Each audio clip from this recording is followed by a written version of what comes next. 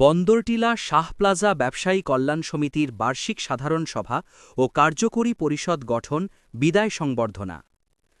চট্টগ্রাম নগরীর ইপিজেড থানার ৩৯ নং ওয়ার্ডস্থ বন্দরটিলা শাহ প্লাজা ব্যবসায়ী কল্যাণ সমিতির বার্ষিক সাধারণ সভা ও কার্যকরী পরিষদ গঠন বিদায় সংবর্ধনা।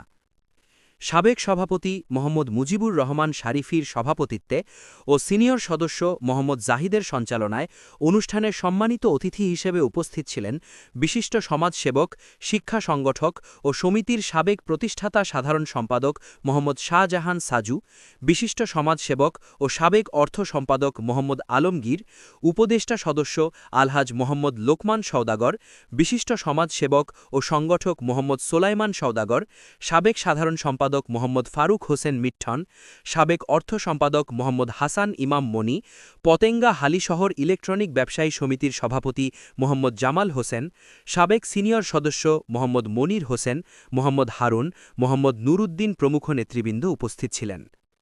প্রথম অধিবেশন শেষে দ্বিতীয় পর্বে ২০২৬-২৭ সাল পর্যন্ত ১৫ সদস্য বিশিষ্ট সমিতির কার্যনির্বাহী কমিটি গঠন করা হয়েছে।